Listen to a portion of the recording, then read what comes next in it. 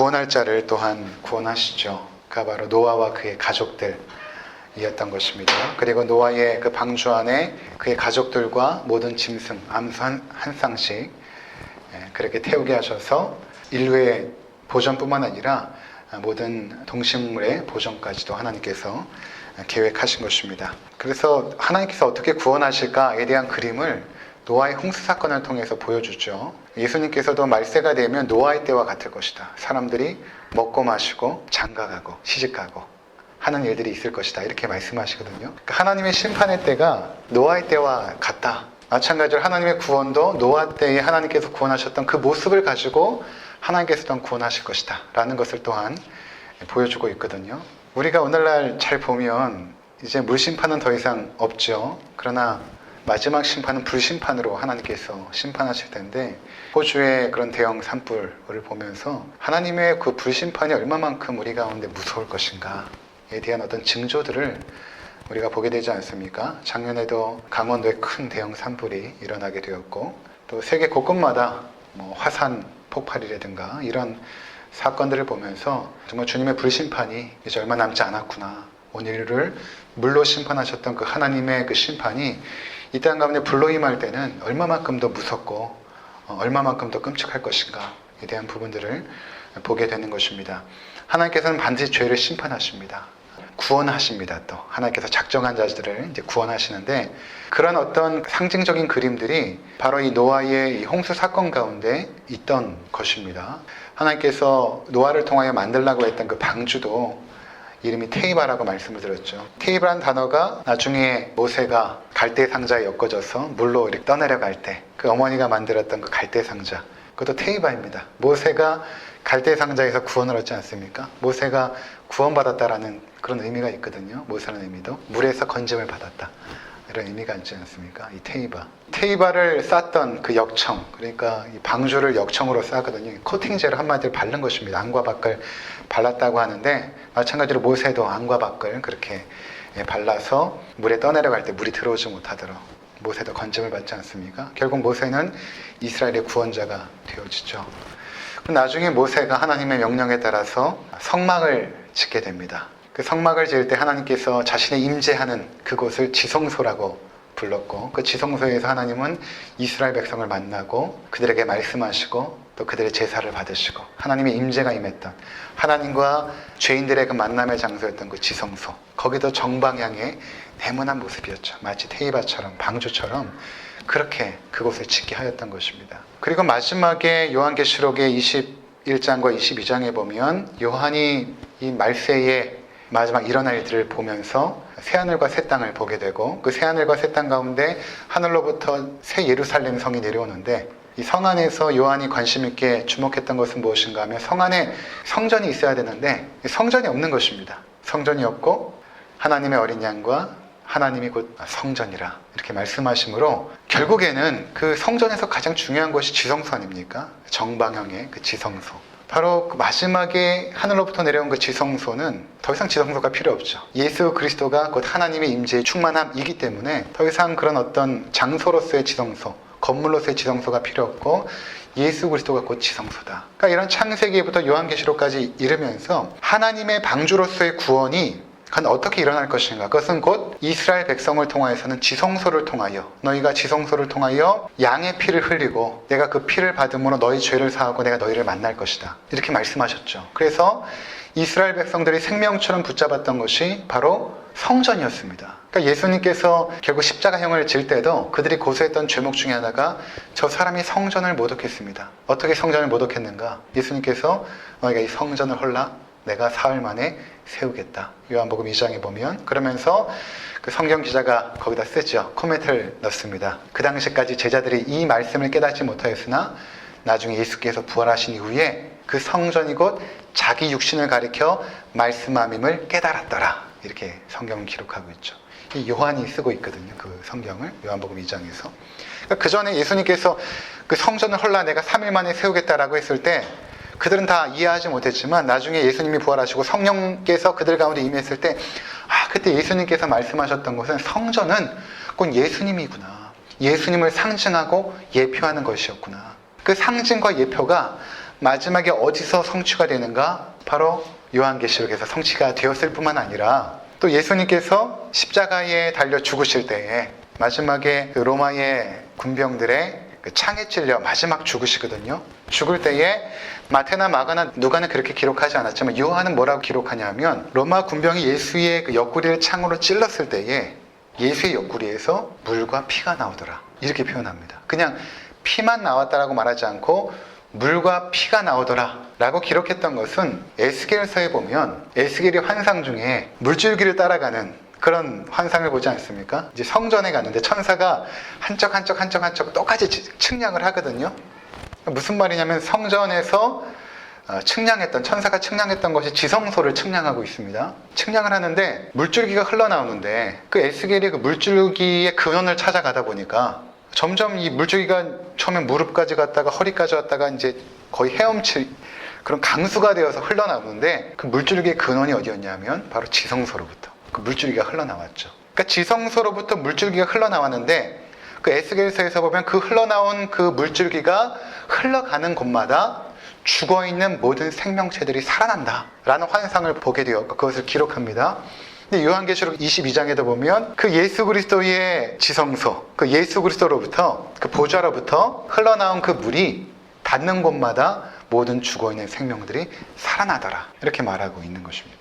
이 성경 전체가 보여주고 있는 것은 어떤 그림이냐면 구원이라는 것은 결국에는 방주를 통하여 그 당시 모든 인류가 멸절되었지만 방주를 통하여 구원을 얻은 것처럼 너희가 지성소에서 어린 양의 보배로운 피를 드리고 죄를 씻음 받아 하나님의 구원 얻는 백성이 된 것처럼 마지막 날에 너희가 하나님의 영원한 백성이 되는 길은 곧 예수 그리스도를 통하여서 그분의 십자가에서 죽으신 그 보배로운 피와 거기서 나온 값진 그 생명수로 말미암아 너희가 모든 죄가 씻음을 받아서 결국에는 구원을 얻는다라는 이 구원의 상징적인 그림이 이미 노아의 방주 사건 속에서 우리 가운데 보여주고 있다는 것입니다. 그래서 오늘도 그런 연속 상상에서 이 본문을 우리가 대할 때에 하나님께서 우리 가운데 말씀하고자 하시는 그 본의를 우리가 보게 되는 것입니다.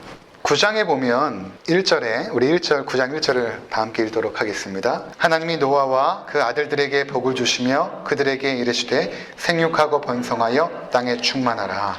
자, 그 다음에 몇 절을 또 보시냐면 7절입니다. 9장 7절. 너는 생육하고 번성하며 땅에 가득하여 그 중에서 번성하라 하셨더라.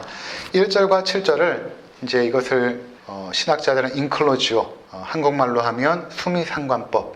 그래서 이 머리와 꼬리가 똑같은 구절로 배치를 하고 또 샌드위치 기법 이렇게 말하기도 합니다. 이 겉에를 이제 두 방으로 싸고 안에 어떤 내용물을 담는 어떤 이런 형식을 말하는데 성경에는 이런 형식이 굉장히 많이 등장합니다. 이 똑같은 구절을 양쪽에 배치하여서 이것이 의미하는 중요한 중심 내용들이 안을 감싸고 있는 이러한 형태입니다.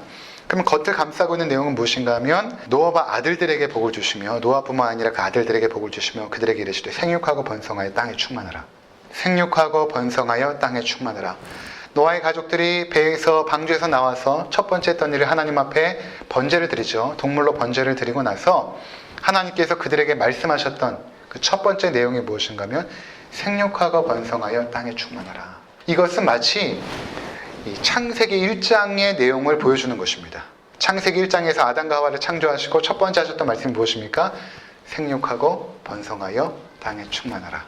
이 말씀을 아담과 하와에게 하셨죠.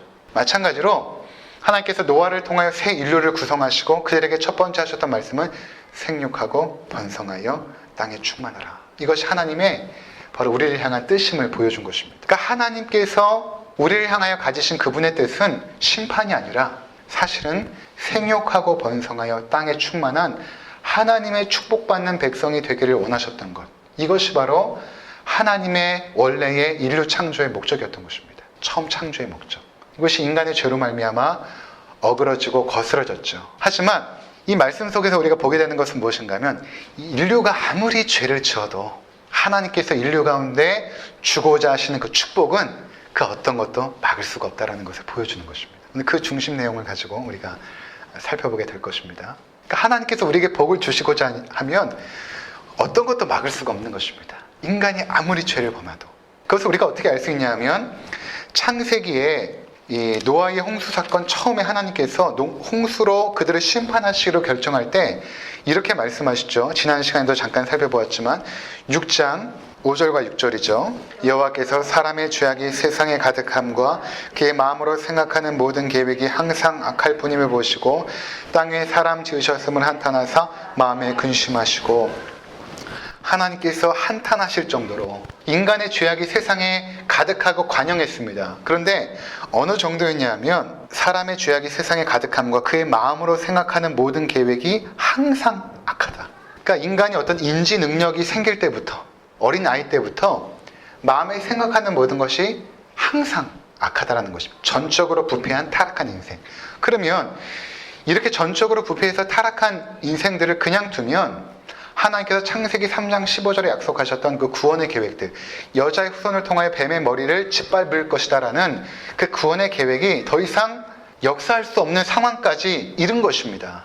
그 죄악이 너무나 관영해진 것입니다. 포악해지고. 그러니까 인류를 다 물로 쓸어버리시고 새로운 인류를 구성하신 것이죠. 노아를 통하여. 그러면 그렇게 하나님께서 심판하시고 새로운 인류를 구성했다면, 심판하셨다면, 그럼 인류가 과연 변했을까? 하나님의 이런 강력한 물심판을 받고 나서 인류는 과연 변했을까? 그 심령이 변하고 그 마음이 하나님의 심판을 두려워하면서 하나님을 경외하는 사람이 되었을까? 그렇지가 않다라는 것입니다. 자, 8장 21절입니다.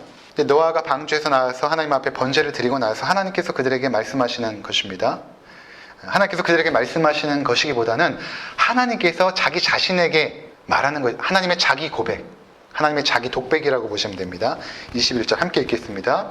여호와께서 그 향기를 받으시고 그 중심에 이르시되 내가 다시는 사람으로 말미암아 땅을 저주하지 아니하리니 이는 사람의 마음이 계획하는 바가 어려서부터 악함이라 내가 전에 행한 것 같이 모든 생물을 다시 멸하지 아니하리니. 그렇죠. 노아의 방주에서 나온 그 인류조차도 어떤 상태였냐면 사람의 마음이 계획한 바가 어려서부터 악함이라. 그래서 내가 다시는 심판하지 않겠다. 6장에서는 마음에 계획한 바가 어려서부터 악하기 때문에 심판하겠지만 여기서는 심판하지 않겠다. 마음으로 계획하는 바가 어려서부터 악함이라. 노아와 그의 가족들조차도 당대 의인이라고 하나님께서 인정해 주셨지만 그들조차도 마음에 계획하는 바가 어려서부터 악한 존재였다라는 그 본성적인 전적 타락한 죄인임을 성경은 말하고 있는 것입니다. 다음 시간에 살펴보게 되겠지만 이 노아의 아들들의 그 죄악된 모습뿐만 아니라 노아의 죄악된 모습도 보여줍니다. 노아가 하나님의 그 엄한 심판의 모습들을 다 보지 않았겠습니까? 그런데도 노아도 범죄합니다. 술을 먹고 옷을 다 벗고 그런 모습을 다음 주 우리가 살펴보게 될 것입니다. 그렇게 인류는 여전히 어려서부터 마음에 생각하는 모든 것은 악하다. 그들은 죄인들이다 라는 것을 성경은 기록합니다. 그런데 하나님은 그들을 구원하실 것이다 라는 것입니다. 하나님 그들을 구원하실 것이다. 어떤 자들을 구원하는가? 하나님께서 구원하시기로 작정된 자들. 노아처럼 하나님께서 구원하기로 작정한 자들은 그들을 반드시 구원해낼 것이다 라는 것을 성경은 오늘 보여주게 될 것입니다. 자, 그리고 나서 하나님께서 노아에게 말씀하십니다. 9장에 보면 2절에 땅의 모든 짐승과 공중의 모든 새와 땅에 기는 모든 것과 바다의 모든 물고기가 너희를 두려워하며 너희를 무서워하리니 이것들은 너희의 손에 붙였습니다. 이게 처음에 아담과 하와에게 명령하셨던 것과 달라지죠. 생육하고 번성하여 땅에 충만하라 말씀하시고 하나님께서는 아담과 하와에게 하나님의 그 대리 통치자로서 모든 피조물을 다스릴 권세를 주십니다. 그래서 그것들의 이름을 붙이고 새를 부르면 새가 오고 동물을 부르면 동물이 오고 그것들을 통제할 수 있는 강력한 왕의 권세를 하나님은 아담과 하와에게 부여했는데 이제 노아와 노아의 후손 가운데 주어진 그 명령은 무엇인가 하면 그 뜻은 무엇인가 하면 그들이 더 이상 피조물을 통제할 수 있는 권세가 없어진 것입니다. 없어지고 그들이 너희를 무서워할 것이다. 그러니까 나중에는 보면 이 뒷구절에 하나님께서 그들에게 노아의 후손들에게 동물을 먹을 수 있도록 하시거든요. 아무래도 이 홍수 이후에 무엇을 재배해서 먹는 것이 굉장히 어려웠을 것입니다. 그래서 짐승을 먹는 것을 허락을 하십니다. 원래는 생식이 하나님의 뜻이었어요. 생식하면 사람이 건강하고 장수하지 않습니까? 생식이 원래 하나님의 뜻이었는데 노아의 홍수 이후에는 짐승을 먹는 것을 허락하십니다. 그러니까 당연히 동물과 짐승 사이에는 적대적인 관계가 형성이 되어집니다. 자기를 잡아먹으려고 하는 인간을 향하여 적대감을 갖게 되고 인간은 그들을 잡아먹으려 하는 이러한 약육강식과 적자 생존의 동물적인 삶의 방식이 인간 사회에 도입이 된 것이죠. 나중에 이사야서에 보면 회복된 그 이스라엘의 모습을 보면 거기서는 이 동물과 인간 사이의 적대감이 더 이상 사라지죠. 독사굴에 어린이가 손을 넣고 사자와 함께 뒹굴고하는 이런 창조의 그 모습, 동물들이 인간 삶의 반려동물로서 함께 어울려져 사는 모습으로 회복되어지는데 인간의 타락 이후에는 서로 적대감을 가지고 으르렁거리는 이러한 존재로서 살게 된다는 것입니다. 인간이 왕의 권세를 잃어버리고 동물은 인간을 두려워하고 인간은 동물을 향하여서 그들을 먹잇감으로 삼는 이러한 죄악된 상황이 펼쳐진 것입니다. 그래서 결국에는 이제 동물을 먹을 것으로 주는데 여기도 하나님의 섭리가 담겨져 있습니다. 무엇인가 하면 인간의 생명이 120세로 확 줄어들거든요. 처음에는 900세 이상을 살았습니다. 그러니까 생육하고 번성할 땅에 충분할 수 있었죠. 근데 120세로 단축해버립니다. 나중에 이제 모세가 시편에 보면 노래한 것을 보면 우리 연수가 강건해야 80이다. 이렇게 말하지 않습니까? 계속 줄어들죠.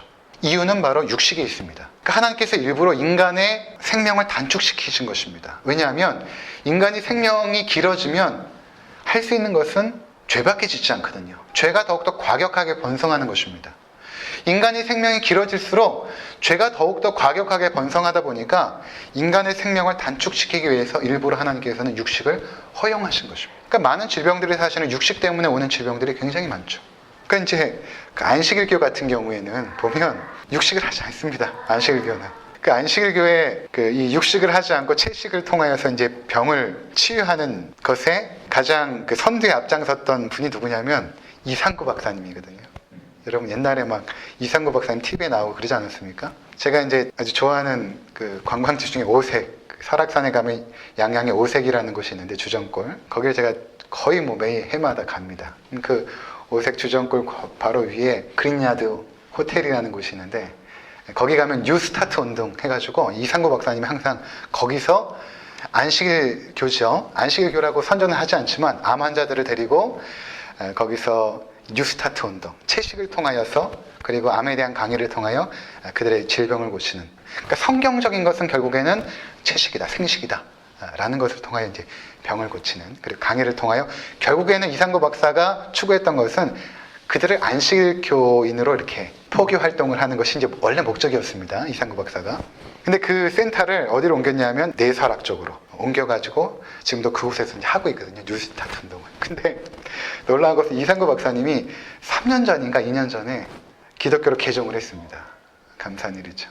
기독교로 이제 개종을 하고 작년에 그 오륜교회에서 오륜교회가 이제 잘하는 것 중에 하나가 다니엘 기도회 해가지고 40일 동안 기도회할 때 전국에서 좋은 어떤 강사들이나 간증자들을 이제 세우게 되는데 그 간증자로 이상구 박사님이 섰더라고요. 자기가 이제 개종한 것을 공식적으로 사람들에게 보여준 건데 사실은 이미 그 전에 개종을 했습니다. 그러니까 안식일교는 이제 어떤 그런 부분들에 이제 관심을 가지고 있는 것이죠. 인간의 질병이 결국에는 육식을 통해서 많이 번성하게 되었다. 실제로 그런 영향이 있다라는 것입니다. 그러니까 하나님께서 인간의 생명을 계속해서 단축시키는 그런 방식을 통하여 죄의 과격한 번성을 막으시는 것입니다. 그런데 4절에 보니까 동물을 이제 먹을 수 있도록 하셨는데 그 고기를 생명되는 피채 먹지 말 것이니라 금지시킵니다. 동물은 먹지만 그 살을 먹을 수 있다 너희가. 동물의 육고기를 먹을 수 있지만 피는 먹어서는 안 된다 이렇게 명령하십니다. 왜 그렇게 했을까? 5절에 보니까 내가 반드시 너희의 피고 너희의 생명의 피를 찾으리니 짐승이면 그 짐승에게서 사람이나 사람의 형체면 그에게서 그 생명을 찾으리라. 생명의 근원을 피로 보십니다. 하나님은. 왜 피채 먹지 못하겠냐면 물론 피를 먹는 것은 위생상 굉장히 좋지 않죠. 피는 급속하게 부패하기 때문에 피를 먹게 되면 인간이 몸이 안 좋아지죠. 그런 것뿐만 아니라 또 하나는 무엇이냐면 인간이 동물을 잡으면서 피까지 같이 먹게 되면 최소한의 동물의 존엄성조차도 인간은 파괴해버립니다. 하나님께서 허용하신 것이지 본래 하나님의 뜻은 아니거든요. 채소들을 키워서 먹는 것이 인간에게 수고롭고 어려우니까 짐승을 먹는 것을 허용했을 뿐이지 사실은 그것을 마구잡이로 잡아서 먹게끔 하신 것은 아닙니다. 그러니까 우리가 동물을 먹더라도 뭐 최근에는 동물 복지해가지고 그나마 어떤 동물의 복지를 생각하면서 동물을 최소한으로 잡아먹지만 그동안 인간이 어떻게 했습니까? 닭장 같은 데다가 먹기 위해서 키우는 어떤 것들 이런 것들. 먹기 위해서 막 공장식으로 찍어내서 동물을 먹는 이런 것들은 하나님의 뜻이 원래 아닌 것이죠. 그렇게 인간이 무작위하게 동물을 먹기 시작하면 결국에 어떤 현상이 생기냐면 인간이 동물을 하찮게 보고 동물의 생명을 하찮게 여기면 피를 먹게 되면 그 동물을 하찮게 여기게 되거든요. 그럼 결국에는 인간조차도 하찮게 여기게 됩니다. 인간의 생명조차도 인간은 하찮게 여기게 되죠. 그래서 그 다음 절이 뭐냐면 6절에 다른 사람의 피를 흘리면 그 사람의 피도 흘릴 것이니는 하나님이 자기 형상대로 사람을 지으셨음이니라. 그러면서 너희는 생육하고 번성하여 땅에 가득하여 그 중에서 번성하라. 이렇게 말씀하십니다. 인간의 생명을 하나님의 형상으로 존엄하게 만들었기 때문에 우리에게 존엄성이 있는 것은 하나님의 형상 때문이고 그 하나님의 형상은 하나님의 인격을 말합니다. 그 하나님의 인격이 우리 안에 있죠. 그래서 인간은 존엄합니다. 그 세상 그 어떤 존재보다도 인간은 존엄합니다. 그런데 그 존엄한 인간의 생명을 해치는 것은 하나님께서 극도로 저주하시고 싫어하시는 것입니다. 동물의 피까지 먹게 되면 결국 인간의 존엄성조차도 인간이 멸시할 것이 뻔하기 때문에 피째 먹지 못하게 한 것입니다. 그리고 인간의 생명을 해하지도 못하게 한 것입니다. 인간은 너무나 존엄하기 때문에 하나님 다음으로 존엄한 존재가 누구인가? 인간입니다. 성경은 그 인간의 존엄성을 해치는 살인에 대해서 굉장히 강력하게 처벌하죠. 너희가 인간의 존엄성을 살해한 그 살인은 결국에는 살인으로 갚는 것이 하나님의 뜻입니다. 그러니까 기독교는 성경적으로 보면 살인한 자에 대해서는 살인으로 갚습니다. 그러니까 기독교는 사형제도에 대해서 여러 가지 논의들이 많이 있지만 정통적인 기독교는 사형을 지지합니다. 왜냐하면 인간의 하나님 형상으로 지은 그 존엄성을 파괴한 죄이기 때문에 단호하게 그 부분에 대해서는 갚도록 명하십니다. 그것이 너무나 극악한 죄이기 때문에 사형을 통하여서라도 그 경계심을 사람들에게 심어주는 것이죠. 근데 인간이 여러 가지 핑계를 대죠. 최근에는 보면 그 사람이 살인하게 되는 것은 환경적인 요인이다, 유전적인 요인이다, 이런 여러 가지 핑계를 통해서 사형제도를 금하고 있지만 사실은 성경에서는 인간의 존엄성을 파괴한 부분에 대해서만큼은 단호합니다. 인간의 경각심을 심어주기 위해서 하나님께서 그렇게 하신 것이죠. 그래서 6절에 그렇게 말한 것입니다. 다른 사람의 피를 흘리면 그 사람의 피도 흘릴 것이니 이렇게 말씀하신 거죠. 그 존귀한 인간의 하나님의 형상을 너희가 파괴할 수 없다. 그러니까 여러분 지금 최근에 흘러가는 사회 현상들을 이렇게 보면 인간의 존엄성을 굉장히 사람들이 망가뜨려 버렸습니다. 인간의 존엄함을 망가뜨려 버리죠. 그냥 죽여도 될 것인데 그냥 죽이지 않죠. 살인해도 자기 안에 있는 분노를 다 풀면서 살인을 합니다. 아주 잔혹하게 살인을 하고 시신을 훼손시키고 인간의 존엄성을 그렇게 멸시하는 것입니다. 하나님께서 결코 그 부분에 대해서 허락하지 않으십니다. 그리고 나서 이 부분을 잠깐 또 제가 설명을 드리고 무지개에 대한 이야기를 하도록 하겠습니다. 로마서 13장 4절 잠깐 보고 돌아오겠습니다. 로마서 13장 4절입니다. 그는 하나님의 사역자가 되어 내게 선을 베푸는 자니라. 그러나 내가 악을 행하거든 두려워하라. 그가 공연히 칼을 가지지 아니하였으니 곧 하나님의 사역자가 되어 악을 행하는 자에게 진노하심을 따라 보응하는 자니라. 이게 지금 어떤 말씀이냐 하면 그리스도인이 세상의 권세에 대하여 쉽게 말하면 세상 정부를 향하여서 어떠한 자세를 가져야 될 것인가. 세상 정부를 향하여 13장 1절에 보면 각 사람은 위에 있는 권세들에게 복종하라. 권세는 하나님으로부터 나지 않음이 없나니 모든 권세는 다 하나님께서 정하신 바라. 이렇게 말하고 있거든요. 3절에 보니까 다스리는 자들은 선한 일에 대하여 두려움이 되지 않고 악한 일에 대하여 되나니 내가 권세를 두려워하지 아니하려니와 선을 행하라. 그래야면 그에게 칭찬을 받으리라. 이러면서 그는 하나님의 사역자가 되었다 이렇게 말하죠. 그가 말하는 것은 세상의 정부를 말합니다. 이게 어떤 의미가 있냐면 창세기 3장 이후에 인간은 전적으로 타락한 존재가 되어서 사회학자 토마스 홉스가 설파하는 것처럼 그가 리바이던에서 이런 이야기를 하죠. 인간은 만인이 만인에 대항하여 싸우는 전쟁터와 같은 존재다. 그러니까 인류는 어떤 소망이 있지 않습니다. 인류는 태어날 때부터 성경이 말한 것처럼 죄성을 가지고 태어났는데 그 죄성이 아주 극악합니다. 그래서 만인이 만인에 대항하여 싸우는 그러한 전쟁터와 같은 곳이 곧 인류다. 근데 이러한 인류를 과연 어떻게 그럼 통제할 것인가 라고 했을 때 하나님께서 사용하시는 방법은 세상 정부를 구성하게 하시는 것입니다.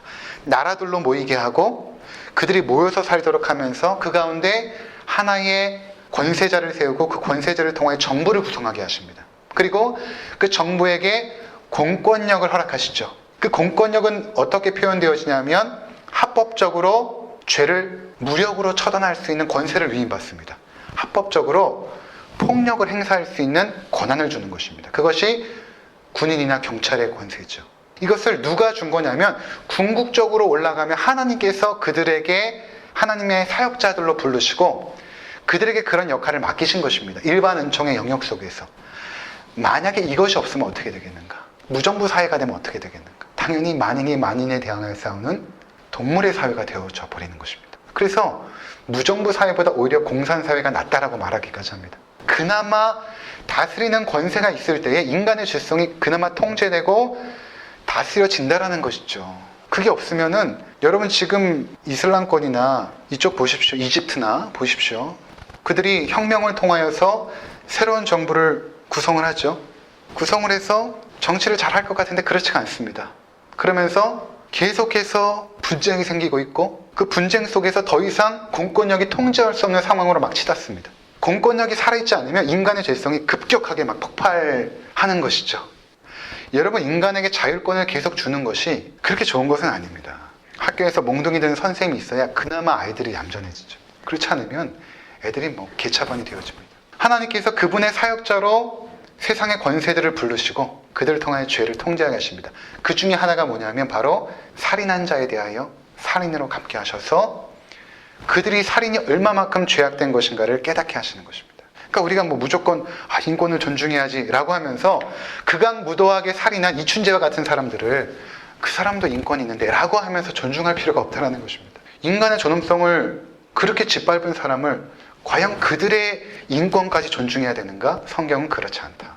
하나님의 형상으로 창조된 인권을 짓밟고 그렇게 비참하게 살인한 자에 대해서는 하나님의 공의로운 심판이 필요한데 그 공의로운 심판은 그의 사역자로 부르신 국가의 권세자를 통하여 집행되는 것이 마땅하다라는 것입니다. 그러니까 그 당시에 바울이 그 당시 로마 정부가 여러분 기독교를 그렇게 핍박하지 않았습니까? 그런데도 바울은 뭐라고 말하냐면 그래도 너희가 그 권세에 복종하라. 그래도 위에 있는 권세에게 복종하라. 물론 그 권세가 하나님의 질서 안에 있을 때죠. 그 질서를 벗어나면 우리는 저항할 하나님의 뜻에 따라 저항할 권리가 있지만 그래도 하나님께서 하나님의 질서 안에서 국가를 세우시고 정부를 허락해 주셨을 때는 그 정부를 존중해 주는 것이 성경은 마땅하다. 이렇게 말씀하고 있는 것입니다. 이 첫 번째 부분에서 이 새로운 인류를 구성하시고 생육하고 번성하여 땅에 충만하라 했을 때 하나님께서 명령하신 것은 인간의 존엄성에 대한 부분들을 너희가 반드시 기억해야 된다. 인간은 그 어떤 존재도 존엄하다. 라는 말씀을 하신 것입니다. 그래서 그 다음에 이 언약에 대한 말씀이 나오는데 우리가 잘 아는 것처럼 이 노아와 그의 가족들과 함께 언약을 맺으십니다. 19절에 내가 언약을 너희와 너희 후손과 맺게 되는데 인간뿐만 아니라 거기에는 동물들도 함께 포함됩니다. 10절에 너희와 함께한 모든 생물과 너희와 함께한 새와 가축과 땅의 모든 생물에게 세우리니 방주에서 나온 모든 것 곧 땅의 모든 짐승에게니라. 내가 너희와 언약을 세우리니 다시는 모든 생물을 홍수로 멸하지 아니할 것이라. 땅을 멸할 홍수가 다시 있지 아니하리라. 하나님이 이르시되 내가 너희와 함께한 모든 생물 사이에 대대로 영원히 세우는 언약의 증거는 이것이니라 라고 구름 사이에서 무지개를 이렇게 보여주십니다. 이 언약이라는 것은 성경에서 언약 이렇게 말할 때는 그냥 약속이라는 개념이기보다는 법적인 용어입니다. 두 인격 대상자가 법적인 양식으로 그 관계를 맺어버릴 때 이것을 언약이라고 말하거든요. 어떤 계약을 두 인격 대상자가 체결합니다. 그리고 언약에는 반드시 뭐가 따르냐면 언약의 증거가 있어야 되고 또 언약의 조건이 있어야 되고 언약을 지켰을 때와 지키지 않을 때에 상과 벌이 포함되어져 있습니다. 그게 이제 일반적으로 고대 근동 아시아에서 형성되었던 언약의 형태였거든요. 근데 하나님께서 맺으신 언약은 인간이 맺는 언약과 다른 것이 두 인격 대상자가 비록 언약을 맺지만 이것은 하나님께서 일방적으로 맺으십니다. 왜냐하면 인간이 언약을 지킬 능력이 없기 때문에 그럽니다.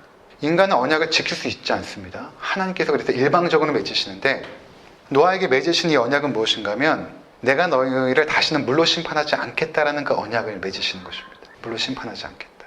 그리고 그 언약의 증거는 무지개다 말씀하십니다. 이 무지개라고 나와 있는 이 원어를 보니까 캐쉐트 이렇게 말하는데 이것은 무지개라는 단어로도 쓰이고 활이라는 단어로도 쓰입니다. 활이 이렇게 생겼잖아요. 하나님께서 창공에 활을 거신 것입니다. 이 고대 근동 아시아에서 언약을 맺을 때 활을 이용하기도 했습니다.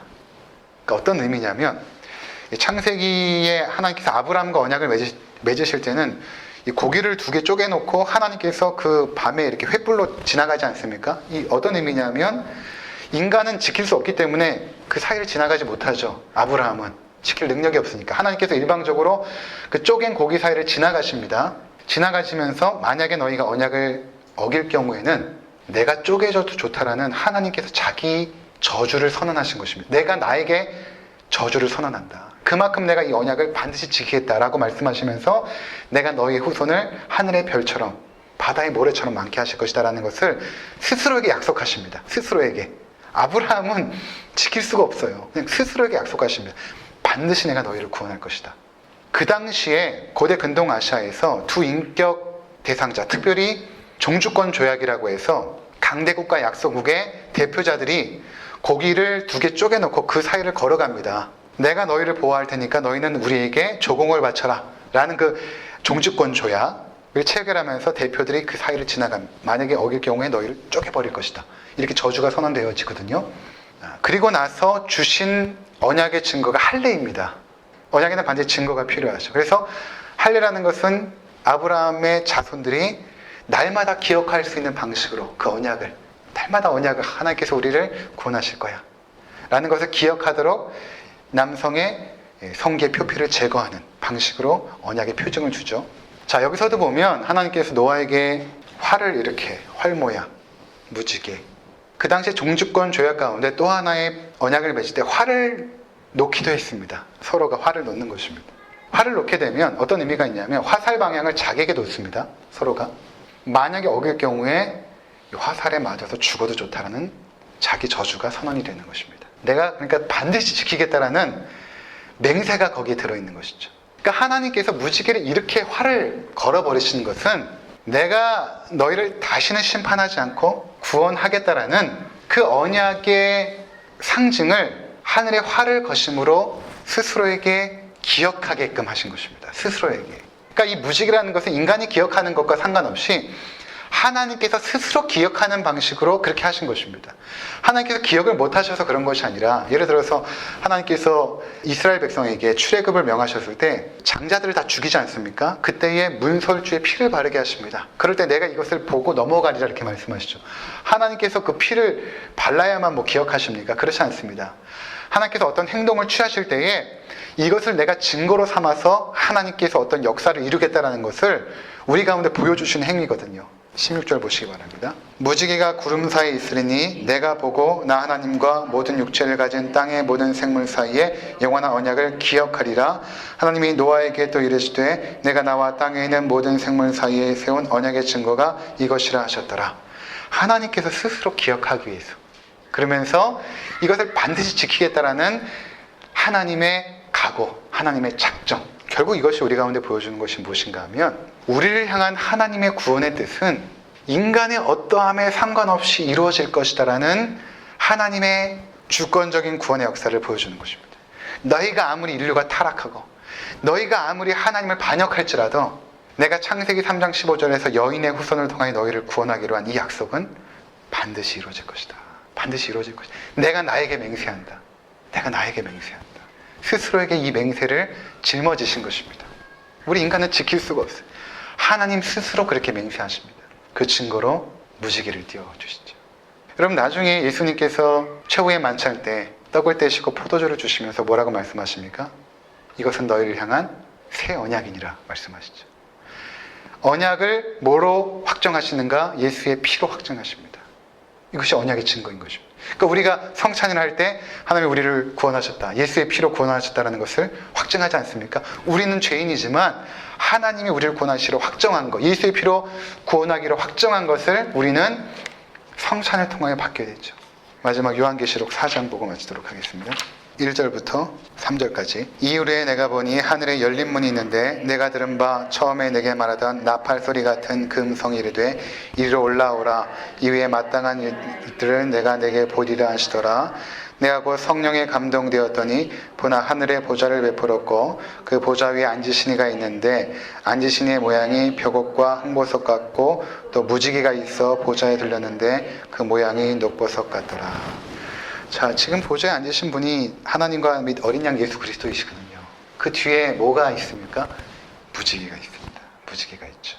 결국에는 무지개가 우리 가운데 보여주고자 하는 것은 무엇인가? 예수 그리스도를 통해 내가 너희를 구원하겠다라는 그 언약을 이미 예표하고 상징하면서 하나님의 절대적인 주권과 그분의 뜻 가운데 예수 그리스도를 통하여 너희를 구원하겠다라는 그분의 의지가 무지개를 통한 우리 가운데 이미 아주 오래전에 확증하셨다는 것입니다. 그러니까 우리가 얻는 구원은 그 누구도 흔들 수가 없는 것이죠. 이미 오래전부터 예수 그리스도를 통해 이루실 그 놀라운 그 구원의 역사들, 우리 어떠함에 상관없이 하나님은 그 구원을 이루시지 않습니까?